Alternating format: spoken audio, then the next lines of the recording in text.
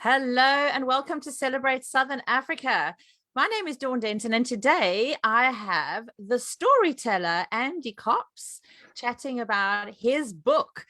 And Andy, you always come up with the most amazing stories, and that one is my pug named Hug. So, why a pug? Have you always been interested in pugs? Actually, people ask me, have you got a pug? And I love dogs. I mean, if I'm, I know there's dog people in the world and there's cat people. I'm more of a dog people, but I do like cats as well. But I've always loved dogs. I've always loved big dogs. I've always grown up with big dogs. So a pug was not necessarily an animal that I thought was an animal that I would warm to or become interested in. Nonetheless, my brother-in-law and his wife, Alex, so Anthony and Alex, they live in South Africa still, in the Fourways area. And they pretty much have a menagerie of animals. They got a zoo. That's all my kids call it, because they've got like 7 dogs, and they've got snakes, and they've got spiders, and they got everything. And Alex, and it was most of the time it was rescue animals. And Alex loved her pugs. And every time we used to go there, the kids were besotted with the pugs. And Alex's oldest pug, her name was Venus.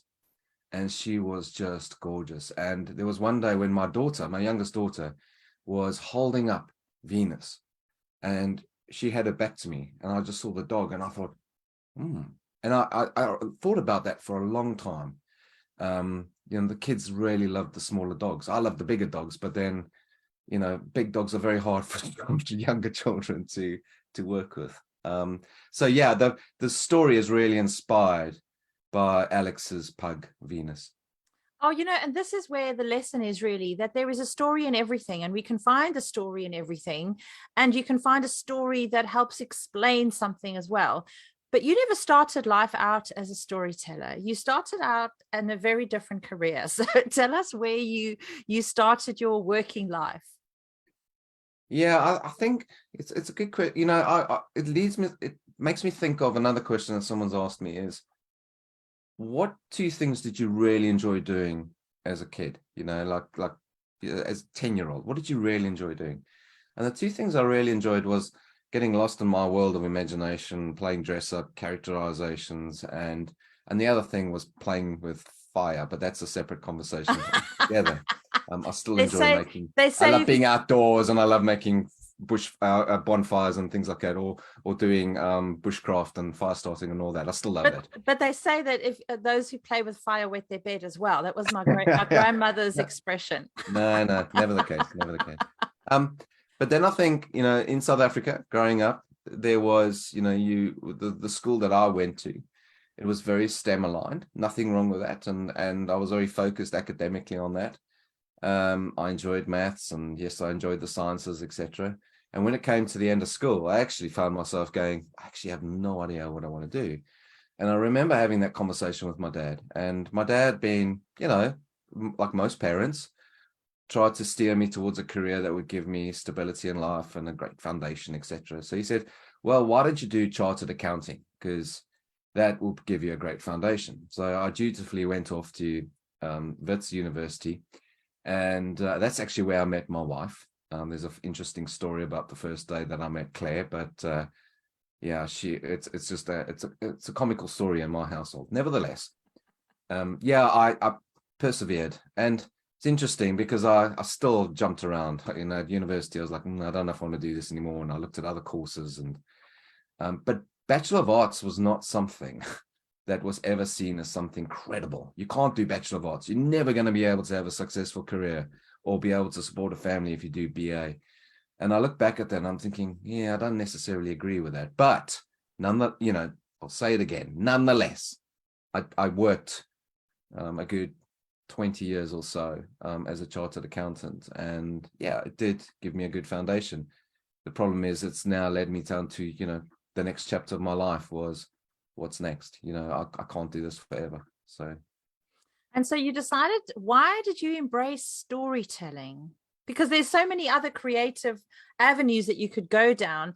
How did you cross the path of storytelling to make you um, go, that's what I want? yeah, when I was working for a big organization in Canary Wharf, of all places, 3-hour commute every day. And one thing I started at that company was called a working families network, and it was a network set up for employees to help carers. So not just parents, but working carers. So it could have been, elderly parents, could have been somebody in the home with a disability or special need. And I realized when you've got these caring commitments coming into the workplace, you've got all this emotional baggage, it's really hard. And so we just created the support group. And I started this, and then we used to invite speakers in. And one speaker that I invited in, who's actually a good friend of mine today, her name's Alison, she came in and she did a session on the art of storytelling. And I thought it was going to be reading. I thought how to bring reading to life at bedtime, because we've done quite a few things about reading with your children, etc. And she came in and there was no reading. She just told stories. And I was blown away because the room was absolutely silent. People were absolutely engrossed. And I thought, ooh, what is this magic? What is this? And then Alison phoned me up, it must have been half a year later. And she said, would you like to come to a workshop? And I was like, what? A storytelling workshop? And I went to Belém in London. We went to a weekend. It was just a weekend. Actually, it was just 2 days. It was a Saturday and a Sunday. And at the end of it, we were told, are you going to have to perform? We were like, nah, no way. I am not performing. I'm not doing that. And I ended up getting introduced to the festival World of Storytelling. And I ended up telling the story, a story that was based on my experiences of catching the train from Johannesburg down to Cape Town on holiday with my parents. And I made up the story. It was a true story, but I had created it. And that was the first time that I told a story to a public audience. And yeah, it gives you that element of performance. It gives you the element of writing, because you have to create the narrative. And there's something just incredible in that. And then I found that, oh yeah, I love performing. I love the stage. So yeah, it just went on from then, and opportunity presented itself. Well, when I say an opportunity, I was trying to help my wife, and I decided maybe she wanted to get her career back on track in 2017. I thought, well, there are people that are actually doing storytelling for a living, working in schools or elderly organizations. Let me see if I can make a go of this. So 2017, I said goodbye to the commute to Canary Wharf and started my journey in storytelling. That's amazing. And it's so interesting how the craziest situations can cross your path that you never think you'll ever go down another route, and then suddenly you're completely inspired, which you were with this lovely storytelling lady.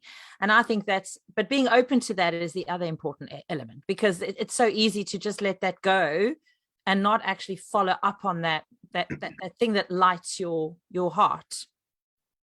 What you've just said makes me think of Elizabeth Gilbert's book, The Big Magic. And I wish, it's actually something interesting, because I wish I had read that book when I was still working, because I think one of the main struggles, especially when you go freelance, and I think many entrepreneurial people listening to this will know the struggle of the first 5 years of any business was trying to make something happen. And I mean, good Lord, 2017, the first 2 years were tough. And then at the end of 2019, I was sitting there going, bye-bye, 2019, that was a tough year. I've got a really lovely diary ahead, lovely book of work, 2020 and onwards. And boom, along came lockdown in March. So you just don't know what's going to present itself. But I think what Elizabeth Gilbert said in The Big Magic is you've got to embrace your creativity. You've got to be brave. And I think this is in essence, I think we become so cautious and scared to be brave and don't engage with ideas. And I think that's the big thing she also talks about, that the idea being a life force of its own and coming to you. And either you're going to collaborate with it, or that idea is going to go somewhere else. And don't get upset when that idea has gone to someone else. That person hasn't stolen your idea, not at all. That idea has just gone somewhere else to find someone to play with. Oh, I love that. But why do you think we're scared of creativity, and why do you think we don't embrace our ideas? What's changed? It's interesting because the work I do crosses the entire age spectrum. So I can work with a 3-year-old and I can work with a 93-year-old. And the 3-year-old, extremely playful, no inhibitions. They will speak their mind. A 93-year-old doesn't care anymore. They will speak their mind. They've also gone full circle, right? And then we've got these lot in the middle, these middle-aged people that are And I think there's an element of being cautious. If I go back to my existence or my time in the corporate world, especially the environment I was working in, it was all about, protecting your role and justifying the value you bring to an organization. And I think people became very, their confidence in creativity or their willingness to express themselves creatively, I think was sort of seen as no, is a bit taboo. No, you don't want to do that. You don't want people to see you as being playful. But we're seeing, the evidence is suggesting now that this, from a health and well-being point of view, we really need to be allowing people to be playful, allow them to be creative. A great example as well, especially with men, a South African friend of mine, he's a great photographer, and he's an engineer. So he's probably worked his entire career in a very male-dominated area. And I started, it must be back 2018, I was writing a lot of poetry and I was just sharing it online. I was writing stuff, taking a photo and then just sticking it out online. And he came to me the one day and he said to me, Andy, he said, can I share with you some of my poetry? And I said, yeah, that'd be great, Steph. And he sent it to me and the stuff was amazing. And I said, Steph, you got to do something with this. You got to share it. No, my mates will laugh at me, hey? And to this day, I haven't seen anything from what he has. And I think that's the other thing. I think if we think that people are going to laugh at us or mock us, they may go, oh, that's not a very good picture. The reality is, whatever you create, and this is a very important principle of storytelling. When you imagine something or you see a picture and you tell that story on the pictures you see in your head, and I tell this to the children, especially the kids, I want them to know this. It is absolutely correct because it's coming from you. And I think it's when you demonstrate that uniqueness is very important, right? You must celebrate it and be brave. You need to be brave to share it. And it's not necessarily, yes, there's informational narrative that deems your knowledge, or it demonstrates your knowledge and your expertise in something. That's separate to when you telling a story using the element of one could say imagination. But I'm just going to say, on the point of imagination, you need experience, you need knowledge. It's like a fire-breathing dragon riding on a unicycle. Well, you have to know what a unicycle is. You have to know that dragons breathe fire, or maybe the dragon doesn't breathe fire anymore. Maybe it spits out dandelions. I don't know. But you have to have experienced all these things to be able to incorporate them into your story. And that's why the work I do, reading and storytelling, are like this, because you need to read books. How much non-fiction comes into storytelling? Because I there must be a foundation, there must be elements of truth and reality in some stories, and other stories are completely fictional. Is that a fair assessment? I love to incorporate. I think one of the benefits of being a working storyteller in the school is to demonstrate, there's a term called the relevancy of storytelling, or educating with relevancy. And I think when you combine non-fiction, right, with fiction, you encompass them together and you bring them together, then teachers and then children can see and understand how things work. As an example, I went to a workshop yesterday, and it was a storyteller that does STEM storytelling in schools, particularly with astronomy. And she does a lot of work around stories with the moon and the stars. And then she'll use anthropomorphic characters, so the animals that come to life. And then she'll tell the story of like yesterday, we were looking at the skunk that wanted to go and see the moon. And there's so many, through all the cultures, the hundreds and thousands of years, all the cultures around the world, the nighttime sky has been just an amazing, you could say, platform, or amazing resource for stories. And it goes back to the Bushmen as well. Our ancestors, the stars and the moon and everything was just incredible. That's where the gods were, right? You mentioned a phrase, STEM storytelling. What does that mean? So STEM, the STEM subjects, we hear them quite often. So science, technology, engineering, mathematics, those type of subjects which are pushed quite heavily in schools.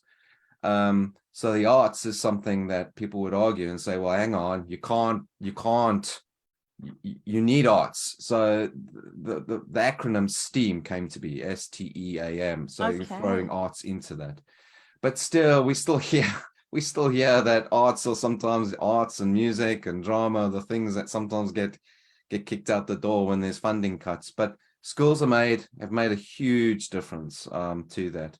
However, I think that's where the UK is amazing. One could look at other parts of, like, Wales are exceptional because oral storytelling is very much part of the syllabus, or oral communication is still a big part of the syllabus in education, whereas it's not so much here anymore.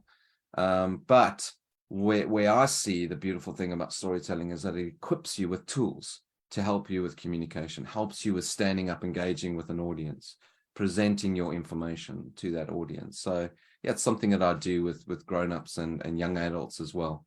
And when are we classified as grown-ups? Yeah, that's, I know. It's interesting because it's made me think of an event. Sometimes we do events which are aimed at an older audience, and we think, oh, what do we say? Grown-ups? Do we say adults? So we think, well, if you advertise a storytelling event for adults only, you just know that people are going to come there thinking, wow, what's this all about, And right? anything got the title adults only makes you think of something completely different. Absolutely. So I don't, we sort of say, ages 14 plus generally, because some stories are they're powerful. They will take you to a place that can be extremely heavy, and for younger children it's too much. So sometimes I say to children, if the story becomes too scary, just block your ears, right? It's not close your eyes, it's block your ears. So do you think that every story then ends up with some kind of lesson, or does it depend on what the person listening takes away from the story? I really, it depends again on the age of the audience. So for example, if I'm doing fables, and fables or your Aesop's fables or stories with a moral or a meaning, it's quite important, especially younger years, to actually discuss the moral, the meaning of the story. But let's not patronize. Let's not patronize the older audience, right? I love just ending a story and letting them take that away, think it through and mull it over. And they can then get what they want out of that story. So it'll resonate with them in their personal, in their personal capacity. So that's the way I like it. So, Wow. but definitely Aesop's fables is great because you can, right, what did you get out of that story? What's the message that you get out? And you get all these different things coming from the children, which is beautiful. Now, you also are connected to Roald Dahl, and that's quite a connection. So tell me about that. Yeah, so one of my good friends, John Kirk, I came to know of him because it was just by chance when my first storytelling gig, I got contacted by a school for Roald Dahl Day, and they said to me, oh, would you be able to do 2 of the Roald Dahl books for us? And I was like, okay. But I knew at the time, well, I need to get permission. And I said, well, you just need to ask the Roald Dahl company if that's okay. Roald Dahl company came back and said, yeah, that's fine, as long as the storyteller doesn't charge a fee. And I was like, well, this isn't going to work, is it? If I start my career not charging. Anyway, the first storytelling event I didn't, there was no fee. But I did The Enormous Crocodile, which was the first Roald Dahl book that was illustrated by Quentin Blake. And then the other book that they asked me to do was Billy and the Minpins. And Billy and the Minpins, I had never heard of it, I will admit. And I thought, okay. And Billy and the Minpins was posthumously published. It was after Roald Dahl passed away, which was 2005. It was published again with Quentin Blake's illustrations. So it was the last book that Quentin Blake illustrated, Billy and the Minpins. And it's a fabulous COVID story because it's about this little boy, Billy, whose mother won't let him go play outside. And all Billy wants to do is go and play in the forest ahead. And that forest is actually set in Great Missedon in Buckinghamshire, which is where the Roald Dahl Museum is. And I actually got invited by the Roald Dahl Museum to come and run a workshop there and look at it from a point of view of Billy and the Minpins. And while I was running the workshop there, I met someone from South Africa who was visiting the UK works in drama and theatre in South Africa, and they were looking at Billy and the Minpins from a point of view of flight, right? So I've always thought back to that because it's amazing, because then you think, oh, well, I could take this, going back to the whole thing of STEM, you can take the story of Billy and the Minpins and incorporate the engineering aspect of flight into that. But yeah, going back to my friend John, he was doing the enormous crocodile and he was doing the twits. So when he found out that I had sort of done Billy and the Minpins, he said to me, I'm going to introduce you to the Roald Dahl Company and see if they'll let you do Billy and the Minpins. And then I was interviewed. I had to audition. And yeah, and I got the license. So I'm the only storyteller that has the license to perform Billy and the Minpins. The trouble though, Dawn, it's it's one of those things. I don't get, the Roald Dahl Company don't pay me, so I still have to go out and I have to advertise and promote the fact that I do the book. And I've done it a few times, but I think again, COVID didn't help. COVID, sort of made it okay. Now we need to go digital. Netflix had just come on the scene. Netflix have bought the entire suite of the Roald Dahl suite. Are they going to employ you then, Andy? No, Netflix? I wish. I thought you can be like Dawn. I thought, because I had to audition for the Netflix guys, right? So I had to create this video, and they sent it off to America to get it reviewed to make sure that we could still continue to use our license. And I thought, this is a great opportunity. Netflix are going to contact us, John. So John and I are like, yeah, we're going to go across and we're going to do some filming. And no, that never happened. I'd like to. But nevertheless, I'm still doing Billy and the Minpins. I've actually reshaped it and reformed it, incorporating more aspects of flight into it. And I've got the Barbican Library have booked me in to do a session in January. And I've done a few times, I've done it with schools and that. So yeah, I think in the new year, I'm going to be pushing it quite heavily again, doing it in a different way. So. That's so exciting. So then you see your daughter holding this pug and you go, oh, that could do something, and it goes around and around your head. So what happened between that and you sitting down with pen and paper and starting to create My Pug Named Hug? I think it was probably something that I missed during lockdown. And I think so many people miss the physical contact. Now, if you're a person that loves a hug and you didn't get that, there's only so many times you can go and hug your children or your wife or something before they start pushing you away. But my youngest daughter loves, that's something that she and I, we big on embracing, right? It's brilliant. And I know that there was so many, when I was doing stuff online, I was connecting with schools and working with children. I was thinking there are so many kids that you can just see they're just not getting that physical contact. And I thought, no, this is not great. And it reminded me, that's why My Pug Named Hug is also a COVID story, and makes me think of Billy and the Minpins as well. And I thought, there's this pug that all it wants to do is play. And it's just a fun playing animal, and it just keeps getting into trouble inside, and then it goes outside. And then it plays outside, but ultimately the story ends with a hug.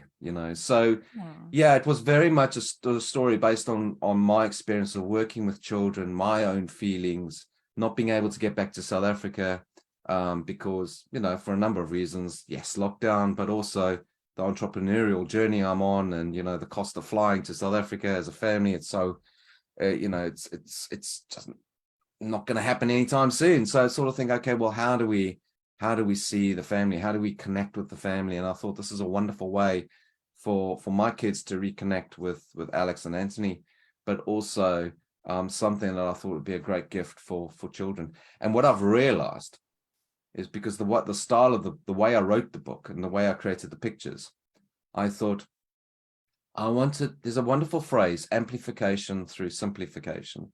And I got this term came to me from a friend of mine that I work with in Canada. She's a puppeteer. Her name's Robin Polfus. And she helped me actually a lot with the book, because she said to me, when you create a picture book, there is so much in the pictures. You don't need too many words, right? And I think this is the mistake that I've seen many people when they create their first picture book. They put too many words in. Let the pictures also share the information, share the story. So the pictures are very, very important. And I wanted something that was quite simplistic. I wanted something where the children would fill in the pages with what they would like to see. So I went on a minimalistic approach. And when I worked with the artist Chad Reynolds, who did the illustrations, I said to him, Chad, this is the idea I had, and he just sent through draft like ideas. He'd just taken his like pencil crayon and just drawn these pictures and sent them through. I said, these are perfect. He went, no, they're not perfect. I haven't done it. No, I said, no, these are perfect. And I in issue just used a lot of those pictures and pulled them into Photoshop and worked with them. And but you know, Dawn, one of the things, and I learned this I got this idea from The Apprentice, you know, Alan Sugar's The Apprentice. And I can't stand the series, but there was one episode I'll never forget. My wife said, Andy, come watch. These guys have to create a children's picture book. And I think I sat through the whole thing with my head in my hands. But one thing that the one group did is they took the book to children's play centers and play groups and working with young kids to get feedback from the parents and the children. And I thought, that's exactly what we should be doing more of, getting feedback from the kids. So I did that. I sent it out to kids and I wanted feedback. And I actually didn't listen too much of the feedback from parents. I listened to what the kids said. Yeah, no, absolutely. Because the book is not for the parents. There wasn't one child that came back saying they wanted color in the book. There was one child that their feedback came via their parents, and I know that their parents influenced them. So I've sort of like voided that. I've gone, nah, I don't believe that for a second. But can the children color in? Can they color in the book? I mean, are the pictures big enough? It's not designed. You see, Dawn. This is what I sort of say. Every time you read the book, the colors will change. Every time you read the book, you'll see more things in the story. Yeah. And some of the feedback, you know, was, oh, you didn't have the tree. Where's the tree that should be in the? You should have had the birds. You should. And I thought, well, that's brilliant because the kids are like seeing what they want in the picture. I did get some of the cleverer children went, we would have liked more exciting words. And I thought, well, that's the joy of it, right? That's the joy of it because, you know, we would love more exciting words all the time, but it's such an inclusive book. And when I do it, when I tell the story, I invite everyone that's there to take part. So it's the adults and the children that take part in the story. And the way I tell the story, if I'm doing it to an audience, I'll use my Japanese storytelling method using this little box, and this Japanese storytelling method, kamishibai, which people may have heard about. And kamishibai means paper play, paper theater. So okay, this little box is called a butai, butai, little wooden box, and you open it up and you sort of get an idea of what the story will be. So you said that you got the children, you got some feedback from the children, but your scout group also gave you some feedback and contributed to the progress of this book. How did they contribute? So yeah, they know the story. There's one little girl that's you know, she just loves her pugs. And we were on a camp the one day, and these three girls came up to me and they went King Louis. So that's my name in King Louis is my name in Cubs and Scouts. If you know the Jungle Book story, King Louis, do you know the story, Dawn? Yeah. What was King Louis in search of? What did he really want? He wanted man's red fire, right? That's what he wanted from Mowgli. And because of my obsession with making great fires on camp, I got the nickname King Louis many years ago. But the three girls came to me, King Louis, we've got a song for your pug book. And I'm like, okay, go for it. And they started to sing it to me. But before that, Dawn, I actually have a song as well that I take through with this book when I take it into schools or I work with groups. So I've got two songs now that have sort of become part of the book, which is great. That's amazing. Now, what have you found was different with writing for children? Because when you write, you've got a story in your head for adults, and you then go, or you write a lot of social media, or you write blogs, or you contribute to other projects. You suddenly have to now shift your brain to write for children. What are your kind of top tips for someone who wants to write for children? I think you have to really, you've got to simplify things. but any ideas you have, and this will be like the same for any writing, you have to have your little notebook. You've got to write down ideas. And whenever an idea comes to you, you've got to write it down. If you're lying in bed and you think of a really good rhyming verse, or you're waking up at the witch's hour, 3:30 in the morning, and you got this, oh my God, that's a great verse. You've got to find a way to write it down there and then. I know people say, oh, I have a phone next to my bed, or I love the idea of a pen and a notebook. I'm not a fan of, switching on my phone and then typing stuff, because once you do that, you sort of wake up more. But just a pencil and it's amazing how you will then remember it, because you wake up in the morning going, oh my God, what was that? What was that again? Bother, you can't remember it. So I think carrying a notebook around, something small and a little pencil, and getting ideas all the time, and just, I think for me that's important. But then having a go, I think if you're doing a children's picture book, it's get yourself some A4 pages, staple them all together, create your picture book with the double pages, because that's the important thing. It's starting to get ideas of where you think the images are going to be and how you imagine the text to be, because the text and the images need to work together quite nicely. I think the danger is writing too much with a children's book. And it depends if you're writing for a young child or you're writing for a young adult. But yeah, I mean, it's the same thing with communication with let's just say a professional corporate audience.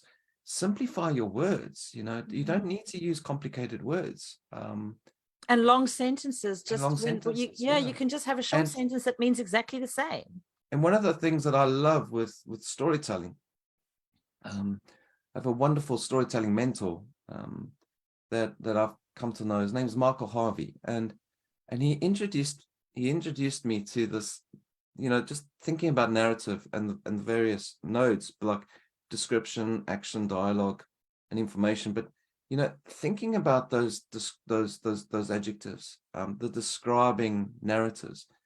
But I think where I look at it more now is when you go outside, is thinking about your senses, sight, smell, touch, taste, hearing, and when you incorporate that into your books, it becomes alive. And I think this is why I love stories that are outdoors, because it means that I can then do my storytelling outdoors as well. But I think helping the kids to relate to the outdoors is something that I'm quite passionate about. But I think going back to your question, it's just, Roald Dahl, I'll use this as an example. At the end of Billy and the Minpins, there's a famous paragraph that Roald Dahl writes, and he says, watch with sparkling eyes the whole world around you, because the greatest secrets are hidden in the most unlikely of places.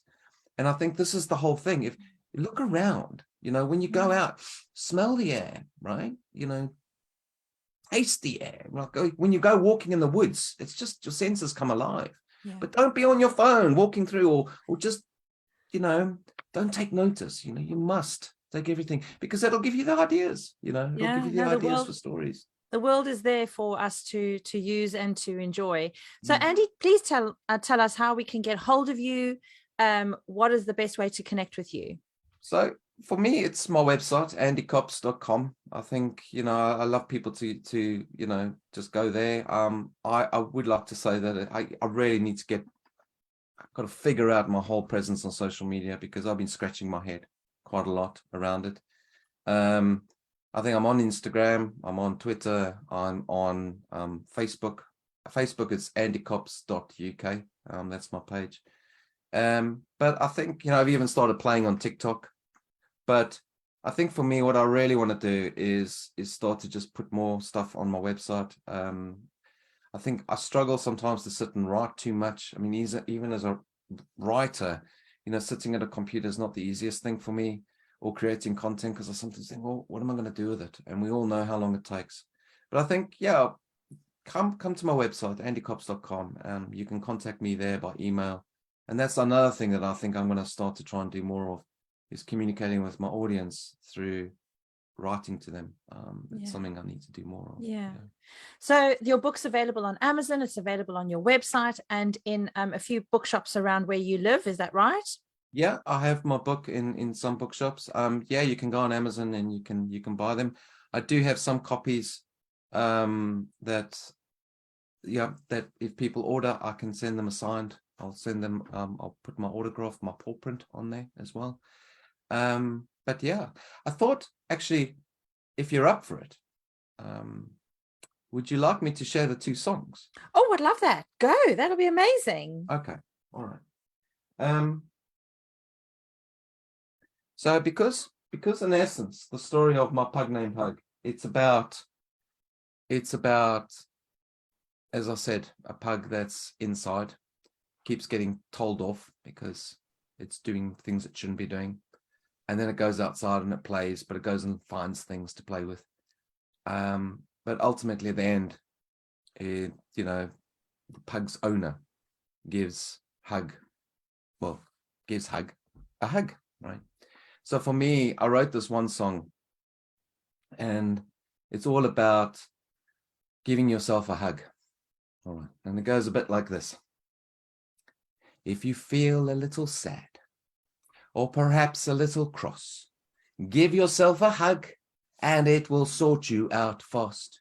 If you feel very bouncy and you want to run around, give yourself a hug and then say, wow. Give yourself a hug. Give yourself a squeeze. Sit on the floor and rest your hands on your knees. Give yourself a hug. Give yourself a squeeze. Take a deep breath and count 2, 3. 1, 2, 3. Now, if you look around and you see another frown, give me a frown. Go up to that person and show them what you found and say, try with all your might and squeeze yourself real tight. You will now feel snug with your own hug. Give yourself a hug. Give yourself a squeeze. Sit on the floor and rest your hands on your knees. Give yourself a hug. Give yourself a squeeze. Take a deep breath and count 2, 3. 1, 2, 3. So I've got 2 verses. I've only sing the 2. I've got a third verse that I'm working on. Haven't quite. That'll probably be in the next release of the song. But it was a parent of a child severely autistic during lockdown, and she said to me, "It's because of the break, the change in routine and everything." And she said to me, she said, I'm going to teach you how to give yourself a really good hug. And it's something that Zen children were shown. And the whole thing is really wrapping yourself with your arms and squeezing yourself. And it's incredible just sitting quietly doing that, what it can do, and just giving you that self-compassion or that self-comfort. Yeah. So that is called a hug and a squeeze. That's amazing. I love it. And the nice thing is the children can get involved with it and they can do the actions and they can also. Yeah, absolutely. I think I was quite influenced by educators that use Makaton, a simplified version of British Sign Language. And I love the whole essence of trying to visually, with your hands and with your body, help children. And I found that I do that now even with adults because it gives purpose to your hands. It actually, you use your hands in a meaningful way when you're telling a story. So that's a hug and a squeeze. Can I share the other song? Yes, please. Is there time? Please, okay. Let's do it. Right. I may not get invited to any Christmas carols this year, but it was this song is just too gorgeous that you'll recognize the tune. But I thought, no, I need to do something with this, especially with the run up to the festive season. So, we wish you a Merry Pugmas. We wish you a Merry Pugmas. We wish you a Merry Pugmas to you and your pug. Good huggings we bring to you and your pug. We wish you a Merry Pugmas, so give your pug a hug. That's so good. The kids are going to love that too. Yeah. That's fantastic, Andy. Oh, that's so good. Now, you didn't ask me about my box. Dawn. Well, you did mention your box. I did, but let me just open it up. What does it look like to you? It looks like an envelope. It does. So that's what I designed, my little red seal. So I'm going to open it up. And